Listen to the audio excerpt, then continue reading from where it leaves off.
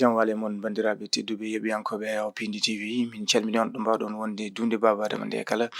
min bisimon kelle gadande roɓe jandi talata nogas lewru mai 2025 bisimilla mon kelle gadande roɓe jandeji pudortiden ko jandi guindire leydi Sénégal Dieng Le Soleil ɓe garti koye 20 mai 1970 20 mai 2025 duuɓi caɓanɗe joyi ko dari ndeɗo jande guindire leydi Sénégal Dieng Le Soleil ɓe garti e ɗen kelle ɓe ganduɗa ko kay tigui mbayyini wonande nde ɗon jande ɓe garti e baɗo no Djib Diédhiou Aliou Dramé e Ibrahima Gaye ɓen ɓe ganduɗa ko kay tigui goni darinoɓe ha jande nde guindira leydi Sénégal ari e oɗo saaha jayde rewmi quotidien ɓe garti ko e ɓen ɓe ganduɗa ko kay tigui goni joyo to banggue ministre uji ɓe ganduɗa ko noddaɓe toon to haute cour de justice Ndeye Saly Diop Dieng préfère la caution à la prison. Ndeye Saly Diop Dieng sotori ko yete ko welitare caution mo fawi etabal caggal hanki nde o hetta toon to haute cour de justice caɓanɗe joyi jeeɗiɗi millions e koppareji men franc CFA jayde direct news ɓe garti ko Amadou Ba Sim Macky et l'APR se charge ɓe garti ko yon dialogue national Amadou Ba mo nouvelle responsabilité yaltede jere mum notoyade on dialogue national yide jayde direct news Macky Sall et Alliance pour la République joni nane daƴƴere ko yitno e notoyade on dialogue national jayde direct news arti hen jayde l'évidence quotidien ɓe garti koye crise sociale e ko yitno noon to banggue SMGO mo Sabodola ko abbi e temedde ɗiɗi e capanɗe joyi ɓen ɓe ganduɗa ko gollotoɓe e toon to ganduɗa ko Sabodola jilugol ko yete ko kaŋŋe ko abbi e temedde ɗiɗi e capanɗe joyi ɓe ganduɗa ko golloɓe toon ne huula ɓorede e golle mumen ɓe garti e on dialogue national vers un nouveau paysage politique ɓe garti koye to banggue wonande yawa to banggue wonande sato heso to banggue dawrugol ɗo e nder leydi Sénégal tija caggal nde on dialogue national yoga e ɓen ɓe ganduɗa ko dariɓe e dawrugol nganoyi notoyade kono ɓen ɓe ganduɗa ko saliɓe ne jeeya hen on lande mawɗo Alliance pour la République APR jayde tribune quotidien ɓe garti koye l'agenda caché du dialogue ɓe garti koye cuuɗoru hani e jande certude hakkude mawɗo jagorɗo leydi Sénégal e horejo leydi ndi Bassirou Diomaye Diakhar Faye e on dialogue national tijjaɗo ñande nogas e jeetati lewru mai Ndeye Saly Diop Dieng caggal nde wonno jagorɗo e laamu Macky Sall jagorɗo kalfinata ko wetno e ɓesguji ɗi hanki o on audition makko o jaaɓi tottidde ko abbi e capanɗe joyi e jeeɗiɗi millions e koppareji men franc CFA gam sottidde ɗum welitare ko yete ko liberté tawi noon o saaha ne wayno ha joni lawol an watte makko guite yide jayde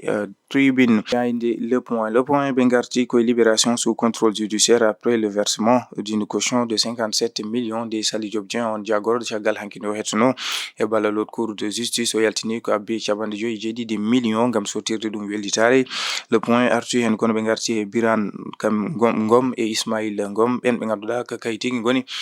miñiraɓe walla mawniraɓe e Farba Ngom honorable député maire des Agnam keeɓi wellitare caggal nde ɓe kaɓɓa ko yete ko jaawe électrique gam hebde wellitare jayde source a ɓe garti koye mardi de tous les dangers pour Ismaïla Madior Fall ɓe garti e on talata kulhuli fewde Ismaïla o mo ganduɗa ko Ismaïla Madior Fall mo ganduɗa ma hette ko yitno noon e ndin mbuñari ndi ganduɗa yo goy e entrepreneur en rewrimo ɗum kanko mo ganduɗa ko kay woni Ismaïla Madior Fall gonnoɗo ministre de la justice e ko yitno to banggue on corruption mo o rewra jayde point actu ɓe garti koye la caution pour SAP mandat de dépôt kanko Ndeye Saly Diop Dieng o tottiri ko abbi e capanɗe joyi e jeeɗiɗi millions e koppareji men franc CFA caggal nde o hetta toon to commission d'instruction kanko Ndeye Saly Diop Dieng Mamadou Racine Sy kañum ne totti ko abbi e temedde jeeɗiɗi e capanɗe jeenayyi e jeeɗiɗi millions e koppareji men franc CFA on mo ganduɗa ko Mamadou Racine Sy Lat Diop ne joga kulhuli ha joni heddade toon to Dumbirdu caggal nde yoga e kulhuli caggal nde dossier goɗɗo heftima toon to suudu Dumbirdu to kanko Lat Diop tawi noon ko dossier gabbiɗo e temedde joyi millions e koppareji men franc CFA jayde les échos ɓe garti koye la machine judiciaire à 100 à l'heure ɓe garti koye to banggue wonande Ndeye Saly Diop Dieng jogarɗo tottirde caution gabbiɗo e capanɗe joyi e jeeɗiɗi millions gam sottirde ɗum welitare Ismaïla Madior Fall mo hette subaka hande o ko yitno noon ɗum ko o rewra to banggue wonande ko yete ko corruption e on mo ganduɗa ko kay jogino kala ko fatno e maɗeli yoga e cuuɗi dumbirde e yiide jayinde les échos jayinde l'observateur Lat Diop affaire de trop ɓe garti koye Lat Diop dossier goɗɗo mo ganduɗa ko kanko ex directeur général mbo LONASE rattrapé par une deal de 500 millions kanko Lat Diop ɓe garti kamɓe l'observateur coup de filet spectaculaire de la police à Keur Massar on mo ganduɗa ko dillo ko yetno ko e coftal balli to banggue seppiro omo ganduɗa ko Zarko ko kañum majji melew caggal de division des investigations criminelles noddimo e rango kanko Zarko majjuɗo donkuɗo jayinde Sud Quotidien ɓe garti koye commission d'instruction de la haute cour de justice e kettugol omo ganduɗa ko jagorɗo Ndeye Saly Diop Dieng jagorɗo kalfinaɗo ɓesguji ɗi kanko on mono ɗo wonde jagorɗo o caggal nde o hetta o woni e sous contrôle judiciaire Ndeye Saly Diop Dieng fawi ko abbi e capanɗe 5 millions e koppeje men francs CFA yiide jayinde Sud Quotidien jayinde Le Quotidien ɓe garti koye poursuite des anciens ministres caution contre liberté kanko Ndeye Saly Diop Dieng o sotiri welitare ko abbi e capanɗe 5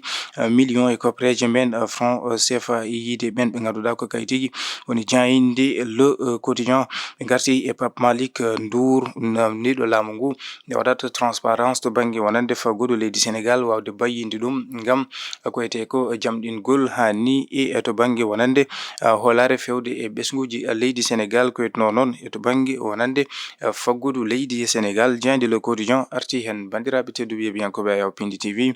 ɗum woni komin ɗo winno woni kelle gane nder ruɓinde jayde je subaka hande o adi men ko alarba janggo sawore welegal.